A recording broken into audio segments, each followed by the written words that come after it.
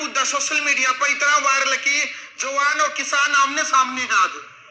देखिए 2022 में इस लाइन का नोटिफिकेशन हुआ था और ये लाइन गुजरात के मुद्रा से लेकर के पानीपत रिफाइनरी जा रही है और ये कच्चे तेल की पाइपलाइन है और हरियाणा में भिवानी डिस्ट्रिक्ट, दादरी, उसके बाद रोहतक, सोनीपत और पानीपत, इन जिलों के लगभग 79 गांवों से ये लाइन गुजर रही है।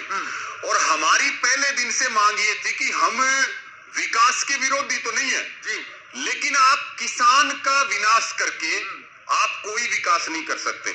हमारी मांग ये है कि जो हमारी बेशकीमती जमीन है, करोड़ों रुपए के किले हैं, मेन हाईवे और मेन सड़कों के ऊपर किले हैं, एक एक किले की 3-3, 4-4, 5-5 करोड़ रुपए कीमत है, जो आप पाइपलाइन में 60 फुट जगह ले रहे हैं जिससे हमारे जमीन की कीमत आधी भी नहीं बचेगी। आप उस नुकसान की भरपाई कर दें और उसके बाद आप लाइन लेकर के जाएं। यहाँ कोड़ा में लगभग 3.5 महीने से धरना चल रहा है। हर जिले में अलग अलग धरने चल रहे हैं। कई बार यहाँ भी फोर्स लगी, अनेकों जगह फोर्स लगी, लेकिन कहीं भी किसानों ने फोर्स लगा करके काम नहीं करने दिया। किसानों ने सिर जोड़ करके अपनी ताकत शांति प्रिय तरीके से दिखाई। इसी तरह से आप देखिए बिजली के प्रोजेक्ट बहुत सारे बंद पड़े हैं। सरकार पर एक दबाव पड़ा, चुनाव से पहले यही सरकार, यही मुख्यमंत्री उसके लिए पॉलिसी लेकर के आए। उसमें बाकी मांगों के लिए हम संघर्षरत हैं। हमने सरकार को कहा कि नुकसान मार्केट रेट का हो रहा है तो इंडियन ऑयल हमें मार्केट रेट के हिसाब से मुआवजा दे। 2011 में उत्तर प्रदेश के बागपत में गैस की पाइपलाइन गई, उसमें 430 रुपए प्रति मीटर किसान को पैसा मिला। 2014 में नोएडा से एक लाइन गई, उसमें 800 रुपए प्रति मीटर किसान को पैसा मिला। यहाँ ये कह रहे हैं कि सर्कल रेट का हम आपको 40% देंगे। हमने डीसी को भी ज्ञापन दे करके बार बार ये अपील की है, एसडीएम से अलग अलग जगह पे मीटिंग करी है कि आप जो है मार्केट रेट लीजिए, मार्केट रेट से आप इस 60 फुट का हमें पैसा दीजिए, क्योंकि हमारी फर्द में पाइपलाइन चढ़ गई है। हम वहां पर केवल फसल उगा सकते हैं। उस 60 फुट जगह में आप ईंट भी टेकोगे तो आपके ऊपर एफआईआर भी दर्ज होगी और आपके ऊपर जुर्माना भी लगेगा, उसको मार्क कर देगी इंडियन ऑयल। और इंडियन ऑयल सरकार कह रही है ये सरकार का प्रोजेक्ट है, जबकि ये प्रोजेक्ट अंबानी का है। अंबानी की रिफाइनरी को पानीपत की रिफाइनरी से जोड़ने का काम किया जा रहा है। ये निजी प्रोजेक्ट है, ये कोई जनहित से जुड़ा हुआ प्रोजेक्ट नहीं है। ना पेट्रोल फ्री में मिल रहा, ना डीजल फ्री में मिल रहा, तो आपको किसान की जमीन फ्री में क्यों चाहिए? और बाद में जब हम विरोध करते हैं, आज तीसरा दिन है, यहाँ पे कितनी फोर्स खड़ी है। आपने देखा परसों भी यहाँ जाती हुई गिरफ्तारियां हुई, कल तो बिल्कुल ही हद कर दी। महिलाओं तक के कपड़े फाड़े गए, बुजुर्गों तक को पीटा गया, उनको घसीट घसीट करके जो है एक एक आदमी को 50-50 पुलिस वालों ने उठा उठा के बस में डाला है। इसलिए आज किसानों में रोष है। कल सब जगह मैसेज गया, किसान यहाँ बड़ी संख्या में पहुंचेंगे और हमारा मुद्दा यही है कि काम तभी चलेगा जब किसान को मुआवजा मिल जाएगा। आप फोर्स लगा करके, किसान मरा नहीं अभी, हम पहले भी लड़ रहे थे, आज भी लड़ रहे हैं। इंडियन ऑयल को ये लग रहा है तीसरी बार बीजेपी आ गई तो इनके सींग लग गए, और हम इनको ये कह रहे हैं सरकार नहीं बदली तो किसान भी तो नहीं बदला है, हम भी तो वही हैं। सरकार को अगर अहंकार और घमंड है, सरकार और प्रशासन दलाली कर रहा है सरेआम। इंडियन ऑयल की लाइन है, किसान का नुकसान हो रहा है, लठ लेकर के ये खड़े, थानों में पुलिस नहीं मिलेगी, यहाँ पुलिस मिलेगी। हमारे धरने को यहाँ पूरा टेंट उखाड़ दिए गए, बैनर उखाड़ दिए गए, कुर्सियां तोड़ दी गई, तो आज किसान यहाँ पहुंचे हैं और आज जो है वो इस तानाशाही और बर्बरता का किसान जवाब देगा। बिल्कुल भाई, देखो ऐसे जो किसान भी यहाँ पर बैठे हैं इस धरने में, जिसने बीजेपी को भी वोट दी है, लेकिन आज उसकी जमीन के अंदर से ही पाइपलाइन जाने लग रही है।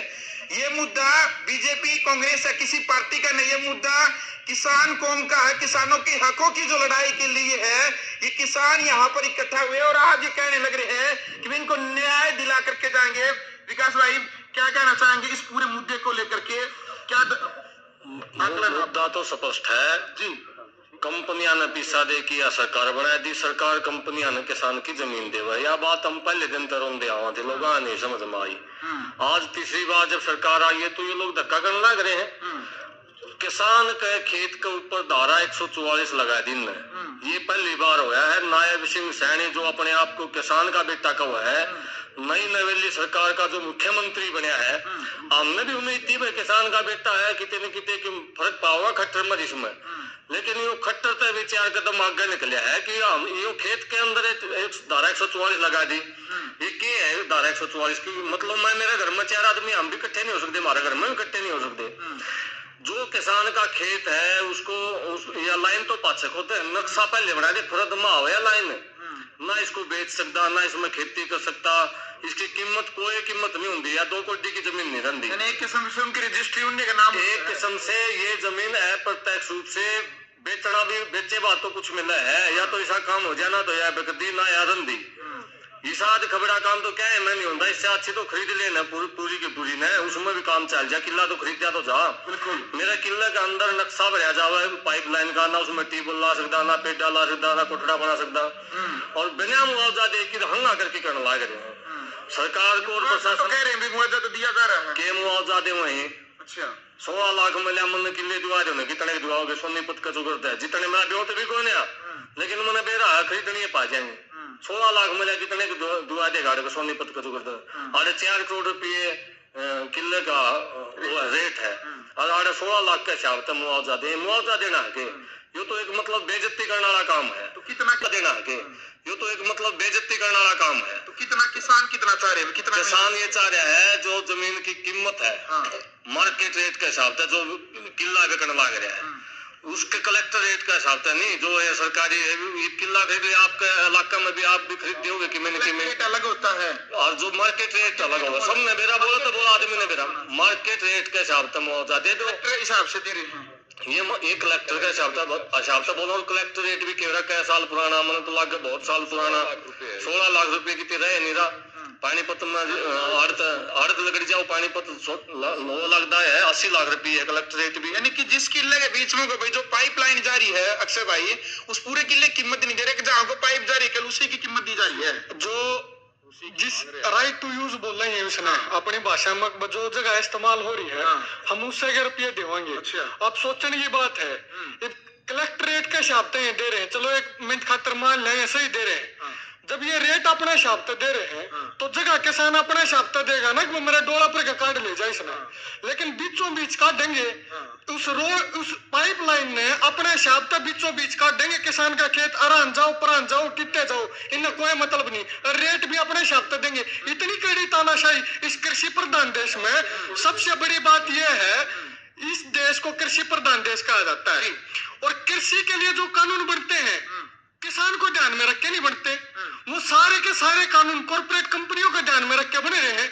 आज जो डीसी साहब को प्राथमिकता था, पहला काम तो यो करना चाहिए था अपने लेवल पे, जितना कलेक्टरेट बढ़ा सकते हैं कलेक्टरेट बढ़ाने का काम करना चाहिए था। दूसरा काम यो करना चाहिए था, जो कह रहे हैं ये पॉलिसी है, पॉलिसी राम में तो उतर रही है, और पॉलिसी गंगा के घाट पर तोड़े लिखी पाई थी कि यह पॉलिसी होगी, को राम थोड़ा लिख के दे रहा है। और जब वो पॉलिसी में गड़बड़ है, अगर वो पॉलिसी जनता के फेवर की नहीं है, अगर वो पॉलिसी किसान के फेवर की नहीं है, तो उस पॉलिसी को बदलने की रिकमेंडेशन डीसी साहब ने देने का काम करना था। यार तो और बड़ा काम होने लग रहा है, लेकिन डीसी साहब क्या करने लग रहे हैं, यार पुलिस ने भेज दे हैं, एसीपी साहब आ जाओ है, सारे एसएचओ आ जाओ चौगर्दे के। पुलिस का काम होता है सीधे शब्दों में लॉ एंड ऑर्डर को मेंटेन करना, पुलिस का काम नू नहीं है और कंपनी तक जाके किसान की जमीन को दिलवाना।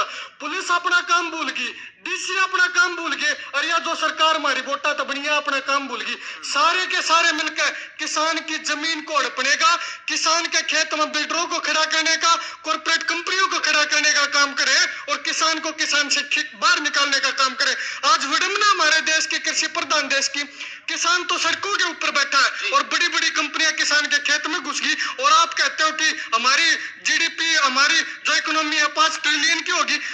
उस इकोनॉमी में किसान का हिस्सा कहां चला गया, उस इकोनॉमी में मजदूर का हिस्सा कहां चला गया, गरीब आदमी का हिस्सा नहीं है कि उस इकोनॉमी में, या उस इकोनॉमी में अंबानी अडानी रहेंगे। बस सबसे बड़ा आज ये सवाल है, जो कानून गरीब आदमी ने, किसान ने, मजदूर ने, युवा ने केंद्र में रख कर बनने चाहिए थे, आज वो कानून बड़ी बड़ी कंपनियां केंद्र में रख कर बनने लग रहे।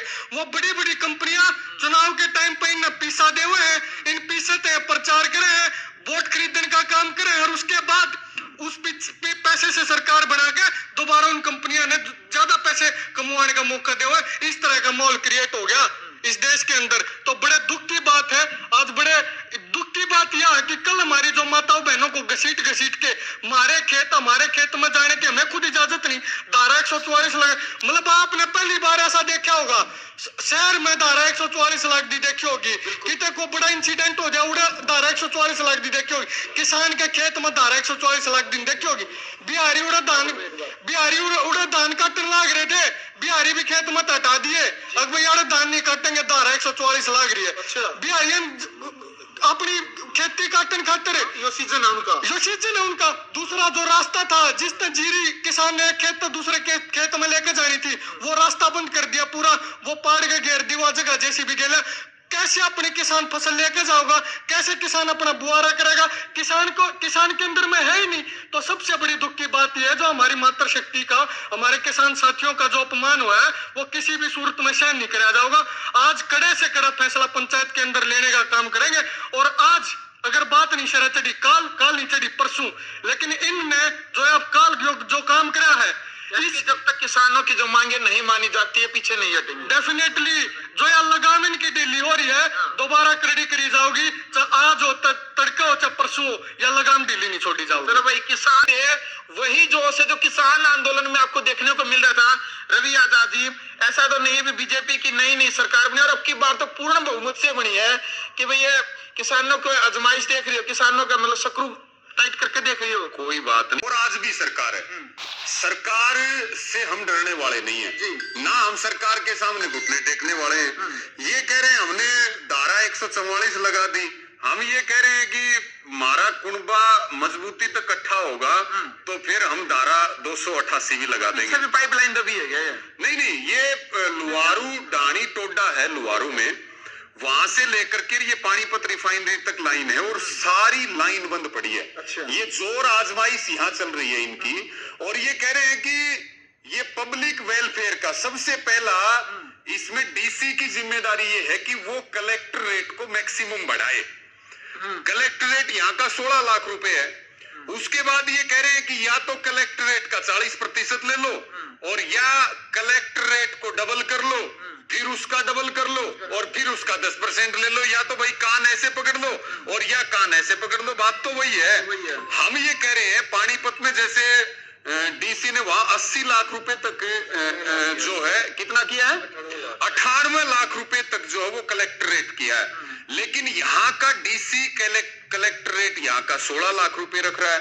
मामला ये है कि ये निजी प्रोजेक्ट है, ये अडानी अंबानी का प्रोजेक्ट है और इसमें मोटा माल जो है वो अधिकारियों के पास भी आ रहा है, वो मोटा माल जो है पॉलिटिकल लोगों के पास भी आ रहा है, वो पैसा सरकार के पास भी जा रहा है। इसलिए जो है लठ मारे जा रहे हैं, इसलिए हमारी फसलें खराब की जा रही हैं, इसलिए गिरफ्तारियां की जा रही हैं। लेकिन हम भी ये बात डंके की चोट पे कह रहे हैं, किसान पीछे नहीं हटेगा। इंडियन ऑयल को, प्रशासन और सरकार को इन्हीं खेतों में किसान घुटनों के बल चला करके दिखाएगा, क्योंकि हम तो सिर पे कफन बांध करके और जान हथेली पर लेकर के लड़ने वाले लोग हैं और अंतिम समय तक लड़ते रहेंगे। चलो भाई, किसानों ने